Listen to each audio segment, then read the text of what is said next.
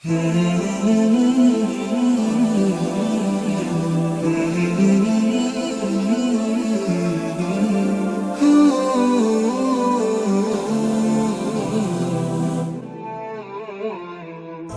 يجدد في جمعية الدعوة نور، الدعوة للجميع.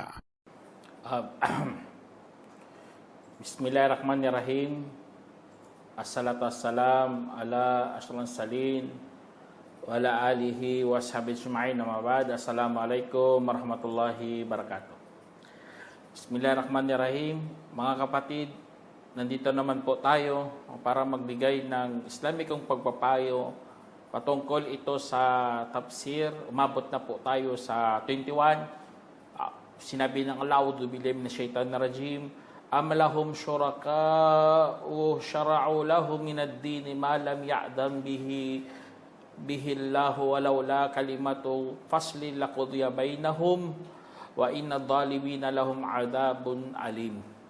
Sa sinabi ng Allah Subhanahu wa Ta'ala, sabi niya, o meron ba silang mga katambal na nagsasabatas para sa kanila sa relihiyon na hindi naman ito pinayagan ng Allah? Diyan sa patanong ng Allah Subhanahu wa Ta'ala, nagtatanong siya, meron ba siyang katambal? Meron ba siyang mga kasosyo, kasama? O sino pa dyan? Kabilang pa sa mga tinatawag nilang Trinity? Na meron siyang mga kasosyo? Na may mga iba pang mga persona na magsasabatas sa relihiyon? Ang mga pagano, daming rebulto. Ang ibang mga pagano, naniniwala maraming Diyos. Meron ba nagbibigay rin ng mga batas na hindi pinayagan ng Allah Subhanahu wa Ta'ala? Kaya nakakatakot pala mga kapatid kapag tayo na-involved tayo sa pagsasabatas. Kasi nga, kapag inaapakan mo ang batas ng Allah Subhanahu wa Ta'ala, kabilang ka kagad sa mga kasosyo.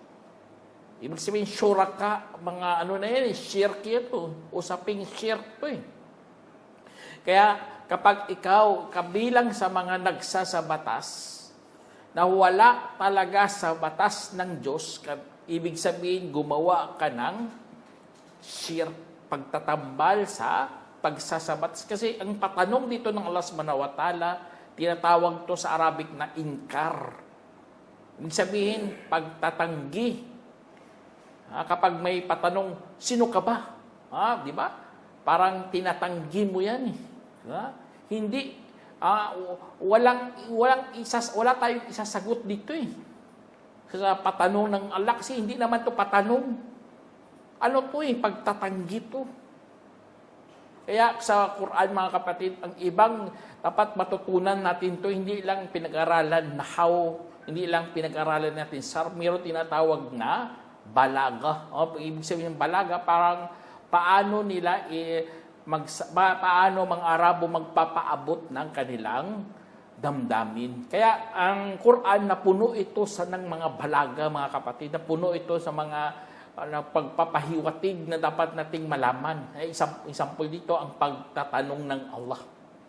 Pagtatanong ng Allah ito, pagtatanggi ito, patulad sa sinabi ko kanina, sino ka ba? Hindi naman ako si ganito. Hindi, yung ibig sabihin, tinatanggihan ka nun. Ayaw kanya papasukin o ano pa dyan. Kaya ang mga katambal ng Allah Subhanahu wa Ta'ala na nagsasabatas na hindi naman binigyan ng pahintulot. Okay, sana kung binigyan ka ng pahintulot eh. Wala eh. Katulad na lang ng ang mga binigyan ng pahintulot ang ibang mga tao. Example, mga propeta. Okay yun sila, magbigay sila ng mga batas. Pero hindi ka naman propeta, hindi ka naman anghel. Wala ka naman kontak sa langit. Tapos ikaw, magbibigay ka ng batas. Magsasabatas ka. Kaya kung maraming butas ang iyong pagsasabatas, ibig sabihin, hindi yan galing sa Panginoon.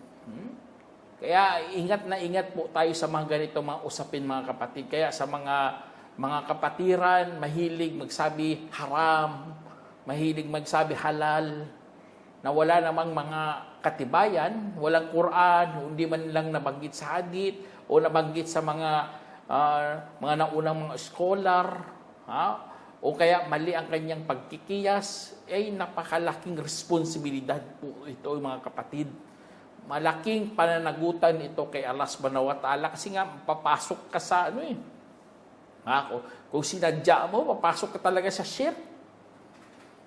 Kaya mag-ingat sa mga ganitong mga pagsasabatas. Tapos kadugtong dito, at kung hindi lang sana sa salitang pagkakabahagi-bahagi ay talagang hatulan ang kanilang pagitan. At tunay na ang mga mapang-api ay mapasa kanila ang mahapding kaparusahan. Kaya napakalaking kasalanan talaga to kapag ikaw nagbibigay ng batas na hindi mo wala kang basihan. Kasi paparusahan sana tayo ng Allah. Hahatulan sana tayo. Ngunit nauna kasi ang isa sa mga kadar niya, ang salitang pagkabaha-bahagi. Ibig sabihin, mayroong mga tao na pupunta sa impyerno, may mga tao na pupunta sa paraiso. Ang sumunod kay Allah, yun, mapaparaiso yun. Pero kung mga tao sumuway, impernong apoy. Kaya ganito ang mga dito, mga kapatid, yan isa sa mga yun ang tinatawag nating naunang salita. Meron na siyang itinadhana, isinabatas ang mga nauna pa. Kaya dahil doon, mga kapatid, hindi ibig sabihin na hindi ka hahatulan din sa mundo. Tapos ganun lang yun, bahal ka na ng Diyos. Hindi ganun. Hahatulan ka doon yan sa kabilang buhay. Dubila. Kaya kung may marinig ka, mga inapi mo, sabi niya, ipasa Diyos ko na lamang to. Subhana, matakot ka na. Kasi nga, dito lang sa mundo, hindi ka mahatulan, ngunit sa kabilang buhay, hahatulan ka. Kasi nga, meron siyang salitang nauna. Nga ang Allah subhanahu wa ta'ala, maghahatol doon na sa kabilang buhay. Kaya, mga kapatid, yun, sabi ko, nakakatakot. Katapos sa kasunod sinabi ng Allah, taradhalimina mushfikina mimma kasabu, wa huwa waqi'un bihim, walladina amanu amilus salihati fi rawdatil jannat lahum ma yasha'una min rabbihim wa dhalika huwal fadlul kabir. Sinabi ng Allah subhanahu wa ta'ala sa banal na Quran, sabi niya, makikita mo ang mga mapang-api na nababagabag mula sa nakamit nila at ito ay sasapit sa kanila. Dapatwat ang mga yaong naniwala at gumawa ng mga mabubuti ay nasa mga mayayabong na halamanan at mapasa kanila ang anumang kanilang nanaisin sa piling ng kanilang Panginoon. Iyan ang kaloob na malaki. Kaya dyan sa sinabi ng Allah subhanahu wa ta'ala, sa araw na paghukom, o Muhammad, makikita mo yan sila, ang mga mapang-api, mga dhalimun, mga mapang-api. Alam naman natin ang kinutukoy dito sa mapang-api, mga kapatid. Ang mga taong gumawa ng kasalanan. Kaya sa ibang salin, ang sinulat nila sa dhalimun, makasalanan. Pero sa totoo lang, mapang-api kasi nga, inapi nila ang kanilang mga sarili. Kasi nga, sila ang nagdulot ng kaparusahan sa araw paghukom. Pinili nila sa kanilang mga sarili. Kaya, audubila, mga kapatid, kaya tinawag silang mga mapang-api. Inapi nila kasi kanilang mga sarili na nababagabag mula sa kanilang mga nakamit. Bakit ganito ang nangyari sa kanila? Kasi nga, lahat tayo ay mayroong pananagutan sa ating mga nagawa. Kung nagawa mo, yun ay talagang mananagot ka kay Allah. At talagang parurusahan ka ng Allah subhanahu wa ta'ala. Kaya, dahil doon, hindi pa dumating sa kanila ang kaparusahan, nababagabag na sila, subhanallah. Siyempre naman, sa araw ng paghukom, tatayo sila doon. Makikita nilang lumiliyab na apoy. Napakainit na impyerno. Siyempre, nababagabag talagang sarili mo dyan. Natatakot ka. Parang hindi ka makapakali sa nakikita mo kaparusahan sa impyernong apoy. Kaya, at ito ay sasapit talaga, darating talaga sa kanila. Auzubillah. Kaya tama talaga, sa araw maghukom, tatayo pa lang kay Allah subhanahu wa ta'ala. Ang mga makasalanan, ang kanilang mga pawis ay ayon sa kanilang nagawang kasalanan. Kung kasalanan nila umaabot doon sa bukong-buko ng paa, ibig sabihin, napakadami niyang nagawang kasalanan, subhanallah. Kaya, siyempre, nababagabag din, natatakot ka. Hindi ka mapakali dyan. Lalo na sa impyerno at sasapit yun, kapatid. Hindi yun, walang doon, walang mag-i-excuse doon. Magaganap talaga yun. Darating talaga yun. Sasapit talaga sa kanila. Kahit saan sila, nandoon. Kaya kung ikaw, kabilang sa mga ganito, lumayo ka na. Gumising ka sa katotohanan. Kasi nga, ang mga naniniwala lang kay Allah at gumagawa ng mabubuti, sila lamang ang maliligtas. Katulad dito sa sinabi ng Allah, dapatwat ang mga yaong naniwala at gumawa ng mga mabubuti. Tingnan nyo, sa word pa lang dito, naniwala at gumawa ng mabubuti. Ibig sabihin yan, dito sa mundo, kasi past tense na to eh. Sila sa time na yun, nasa paraiso na, nandun sa araw paghukom. Ang mga gumawa lang ng mabuti at mga naniwala. Kaya dito pala sa mundo, mga kapatid, take your opportunity na. Ano mo na yan? Kasi kung hindi mo i-grab ang opportunity na yan, subhanallah, wala ka ng pag-asa. Kailangan maniwala ka at gumawa ng mga mabubuti. Ganun ang pag-iisip ng mga Muslim.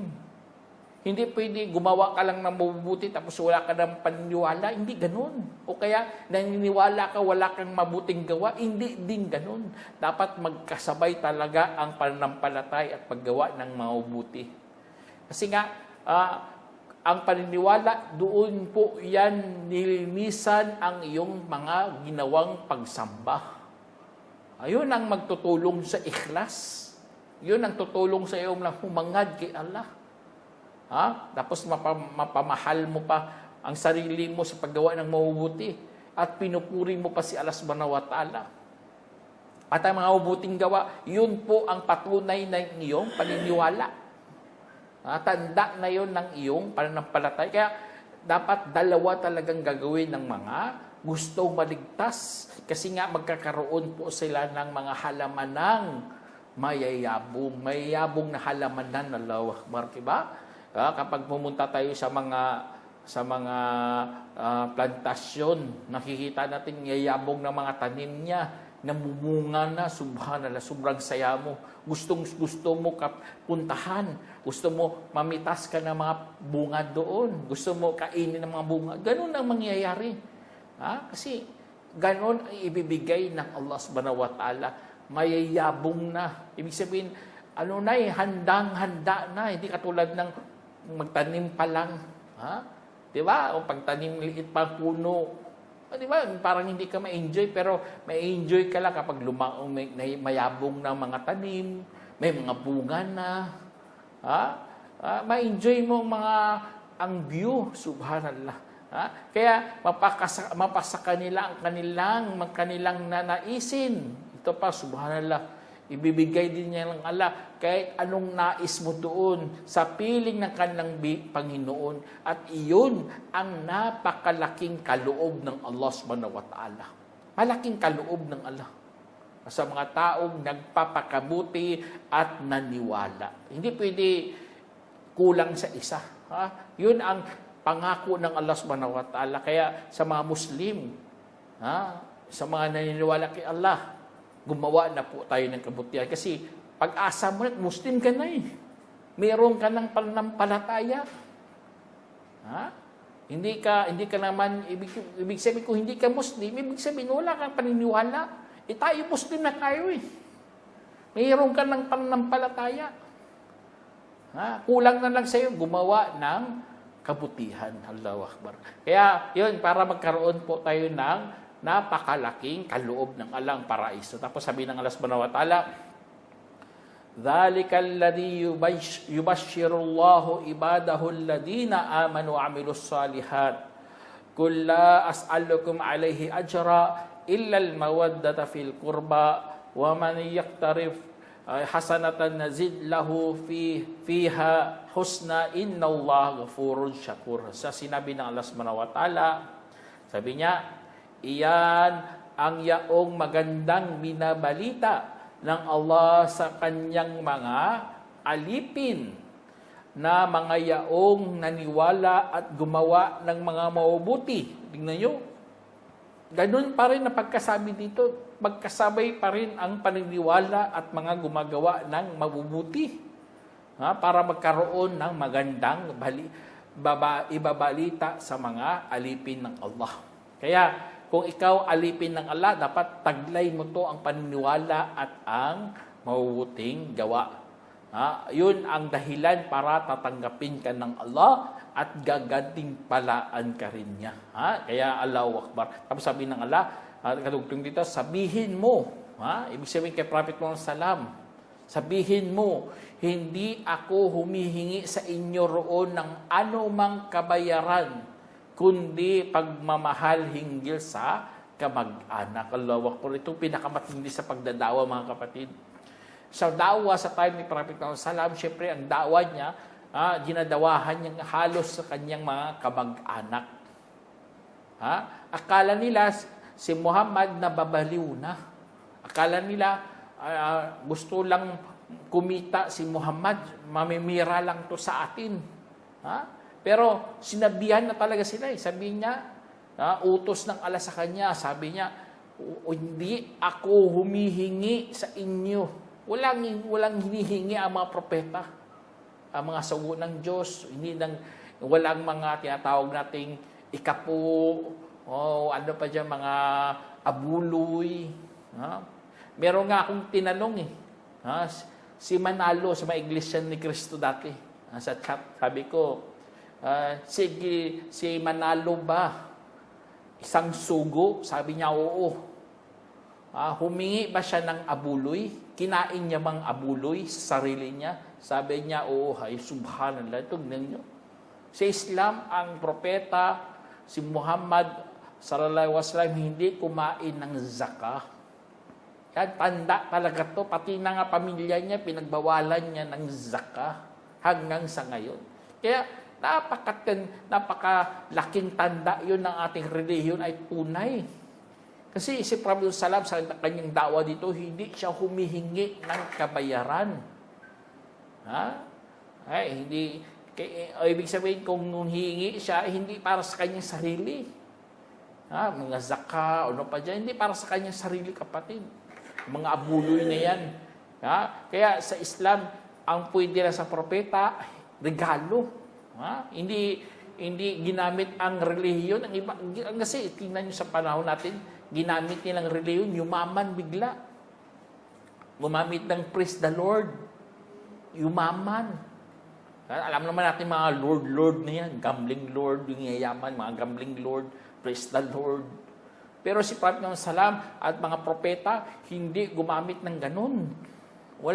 Hindi sila gumagamit ng ganyan. Kasi sinabihan na siya ng Allah Subhanahu wa Ta'ala, na hindi sila pwede humingi ng kabayaran, kundi pagmamahal hinggil sa kamag-anak. Ganun lang, mga kapatid, magmamahal lang sa kamag-anak, ayun lang ang utos sa kanila, na mahalin ang mga kamag-anak. At ang sino mang gumawa ng mabuti, ay dadagdagan namin para sa kanya ang kabutihan doon. Sa katunayan, si Allah ang mapagpatawad na mapagpasalamat. Allahu Akbar. Kaya ito isa sa mga pinakamagandang pagkasabi dito, mga kapatid. Nga tayo, gumagawa tayo ng mga mabubuti para madagdagan ng Allah Subhanahu wa Ta'ala. Meron talagang kapalit. Yun ang hinahangad nating pinakamalaking kapalit. Na sana ang Allah mismo ang magbigay sa atin. Dagdagdagan niyang kabutihan, Allahu Akbar. At ang Allah ay mapagpatawad na mapagpasalamat. Papatawarin ka pa at papasalamatan ka pa sa iyong mga nagawa. Tapos sabi dito ng Allah subhanahu wa ta'ala, am yakuluna iftara ala Allahi kadiban yasha'illahu yakhtim ala qalbik wa yamhu Allahu al-batila wa yuhikkal haqqa bi kalimatihi innahu alimun bidatis sudur. Sinabi ng Allah subhanahu wa ta'ala, sabi niya, o sasabihin nila, gumagawa-gawa siya hinggil sa kay Allah ng kasinungalingan. Kaya't kung nanaisin ni Allah ay sisilyuan ang iyong puso at buburahin ng Allah ang kabulaanan at patotohanin ang katotohanan sa pamamagitan ng kanyang salita, katiyakan siya ang maalam sa loob ng mga dibdib. Kaya ang mga kalaban ng Propeta Salam, itong sinabi nila, gumagawa-gawa, nag-iibinto lang yan si Muhammad hinggil kay Allah ng kasinungalingan, subhanallah. Kasi alam nila si Allah yun ang Diyos. Ayaw lang nila tanggapin si Muhammad. Sabi nila, gumagawa-gawa lang yan ng kwento. Kasinungalingan pa. Hindi naman totoo na siya sugo ng Diyos o mensahero ng Allah. Kaya, kung naisin lang ng Allah, ay kayang silyuhan niya ng alang puso ni Muhammad. Pero hindi niya sinilyuhan kasi nga katotohanan talaga si Prophet Muhammad SAW. Kaya, ang purpose ng Allah subhanahu wa ta'ala, buburahin niya ang kasinungalingan. Kaya nagpapadala siya ng propeta, mga kapatid, lalo na si Prophet SAW sa huling araw. Kasi nga, merong kabulaanan na lumabas na kailangan burahin. Katulad na lang ng pagsamba sa mga rebulto. Tingnan nyo, mayroon nga akong kausap, bakit meron raw silang rebulto? Sabi niya, ano raw yan? Sobrang pagmamahal. Subhanallah. Bakit mo mahalin ang rebulto? Magpapalusot pa yan sila. Ano lang yan? Ang devotion namin. Veneration. Sa sobrang pagpuri. Subhanallah. Hindi mo alam, paganismo na palang ginawa mo. Kaya ang Allah nagpadala ng propeta para burahin ang mga kabulaanan ng pinanggagawa nila. O kaya mga pagdadahilan na baluktot. Mga ngatuwiran pa pero baluktot naman. Wala namang mabasa sa kasulatan. Kaya buburahin yun ng alam mga kabulaanan nila. Hindi yung totoo mga pinagsasabi nila. Kaya ganun na ganun mga kapatid. Tapos ano pa? Watutuhanin ng ala ang katotohanan. Patotohanin niya. Kasi totoo na Gagawin ng totoo ang Quran. Allahu Akbar. Tapos sa pamamagitan ng kanyang mga salita. Dalawa talagang purpose ng Allah dito, buburahin at gagawin totoo ang katotohanan. Kaya dapat mga Muslim po tayo mga kapatid, ganoon po tayo sa pagdadawa. Sa pagdadawa, dapat marunong ka talaga sa mga ganito, burahin ang kasinungalingan at gawing totoo ang katotohanan. Kasi ang maalam sa loob ng mga dibdib. Kasi ang Allah, alam niya ang mga dibdib, ibig sabihin mga puso, laman ng mga puso. Kaya dahil doon, alam ng Allah subhanahu wa ta'ala, ay kailangan, iano natin yan. Alamin din natin ang ganito mga kapatid. Kasi kung hindi mo inaalam ang mga ganito, ay talagang maliligaw ka ng landas. Ang iba kasi pabaya, masyado, hindi nila alam. Ano na pala sila? Naliligaw na sila ng landas. Alam lang nila ay ano lang sila, tama lang ganitong gawin natin. Mali na pala, wala na pala sa tamang katuruan. Kaya ang natin, kailangan gamitin talaga ang mga salita ng Allah. Kasi hindi ka pwede magmali ng isang gawain o kaya gawin mong totoo ang isang gawain kung hindi mo ginamit ang salita ng Allah. Allahu Akbar. Kaya meron tayong Quran, meron tayong hadith. Hindi opinion mo lang, o kaya pananaw mo lang sa buhay, o kaya karanasan mo lang. Ano yan? Kwentong ninuno yan eh. Kwento ng mga nauna yan eh. Dapat gamitin mo Quran o hadith. Kasi iyon ang sinabi dito sa pamamagitan ng kanyang salita. Kaya huwag mong gumamit ka ng ibang mga salita.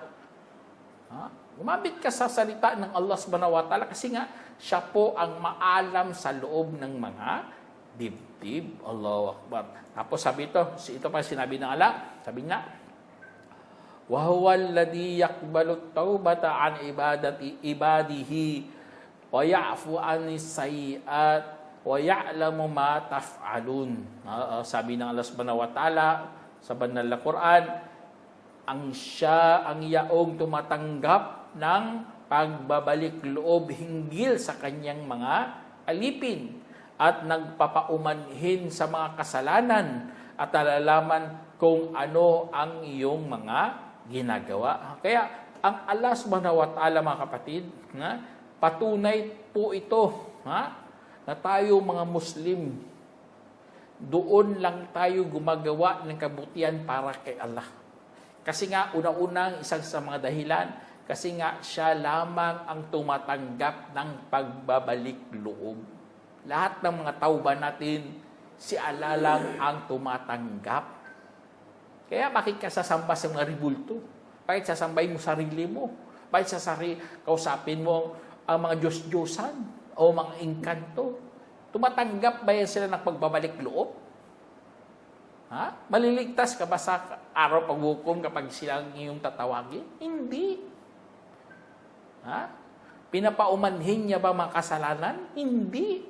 Ang Allah lang nagpapaumanhin. Allahu Akbar. Kaya doon po tayo kay Allah. Kasi napakalinaw to eh. Yun ang dahilan natin bakit sumasampa tayo ng taos-puso kay Allah subhanahu wa ta'ala. At ito pa higit sa lahat, siya rin ang nakakaalam sa ating mga pinanggagawa. Lahat ng pinanggagawa natin, alam na alam ng Allah. Kung ang Diyos mo walang alam, tatanungin lang, isa po sa Biblia, tinanong si Kristo, kailan ang araw paghukom? Hindi niya alam ang sagot niya, subhanallah. Ayun ang Diyos mo. Sasabihin pa nila, kasi sa time na yun, nagpakatawang tao sa estado ng tao si Kristo, subhanallah. Anong tingin mo? Kung Diyos yun, naging tao, ano yun? Nagka-amis siya yun? Nawala ng kanyang pag-iisip? Nalimutan niya, dati Diyos pala siya? Subhanallah, puro butas lahat na pangangatwiran yan eh. Kaya ang Allah subhanahu wa ta'ala, alam na alam niya ating mga pinanggagawa. Yun ang tunay na Diyos. Doon po tayo magtaos puso na sumamba sa Kanya. At ito pa, isa sa mga sagot yan mga kapatid. Sabi niya, وَيَسْتَجِيبُ الَّذِينَ آمَنُوا وَعَمِلُوا الصَّالِحَاتِ وَيَزِيدُهُمْ مِنْ فَضْلِهِ وَالْكَافِرُونَ لَهُمْ عَذَابٌ شَدِيدٌ. Sinabi dito pa bilang panghuli mga kapatid, at tumutugon sa mga yaong naniniwala at gumawa ng mga mabubuti. Yun pala, isa sa mga dahilan bakit sumasamba tayo kay Allah. Kasi nga siya lamang ang tumutugon. Sinasagot niya ang lahat ng ang ating mga hiling kay Allah. Kasi tayo, nang dudua tayo kay Allah. At tinatanggap yan ng Allah. Yun ang dahilan natin bakit sumasamba tayo kay Allah. Kaya tayo mga Muslim, napakalaking pasalamat natin na sinasamba natin ng Allah subhanahu wa ta'ala. Kasi nga siya ang tumutugon ng ating mga panalangin. At dinagdagdagan niya mula mismo sa kanyang kabutihang loob ang ating mga nagawa. At ang panghuli mga kapatid, at mga mapagtakwil ay mapasa kanila ang matinding kaparusahan. Auzubillah. Yun ang pinakamasama sa lahat. Na ang Allah subhanahu wa ta'ala ay parurusahan ang mga mapagtakwil. Sila kasi nagkupur. Kasi sila ayaw nila tanggapin ang katotohanan. Kaya dahil doon, mapasa kanila talaga ang matinding kaparusahan pagdating ng araw ng paghukom. Kasi sila, ayaw nila makinig. Ayaw nilang sumunod. Bagkus nagbulag-bulagan talaga sila sa kautusan ng Allah subhanahu wa ta'ala. Kaya sana meron kayong napulutang aral mga kapatid. Hanggang dito na lang. Assalamualaikum warahmatullahi wabarakatuh. جمعية الدعوة نور، الدعوة للجميع.